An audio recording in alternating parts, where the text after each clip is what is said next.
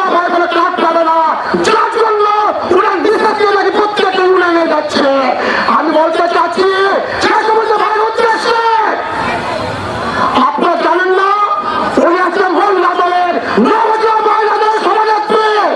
উনি নবজা প্রত্যেক ইউনিয়ন মহিলা দলকে সুসংগঠিত করার জন্য প্রত্যেকটি জেলায় বসে যাচ্ছে। আপনার বলুন উনি ভারপ্রাপ্ত সভানেত্রী, তাহলে উনি উনার থানার প্রত্যেক ইউনিয়ন প্রোগ্রামে যাবে কি যাবে না? যাবে। এই সমস্ত ভুলকল বক্তব্য বাদ দেন। যদি বিএনপি করে থাকেন প্রোগ্রামে ভুলকল বক্তব্য দিবেন না। চাঁদাবাজি আমরা না, আপনাকে প্রমাণ করতে পারবেন। আপনারা আমাদের নেতার লোকজন চাঁদাবাজি করেন, আমরা চাঁদাবাজি করি না, চাঁদাবাজি করছেন আপনারা। বিভিন্নভাবে চাঁদাবাজি করতেছেন, প্রত্যেকের নোট আমাদের কাছে আছে, আমরা কিন্তু সে নোট প্রকাশ করতে বাধ্য হবো।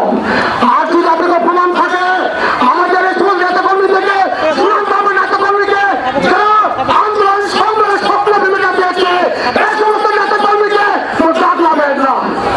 রাজনীতি করার সব থাকলে মাঠে আসুন, জনগণের মাঝে আসুন, জনগণের কথা বলুন, দেশের কথা বলুন, আমাদের পার্টির কথা বলুন। আমাদেরকে ভুলভাল বক্তব্য দিতে আসবেন না। হুঁশিয়ার করে দিচ্ছি, হুঁশিয়ার করে দিচ্ছি কিন্তু সম্মানিত সবাই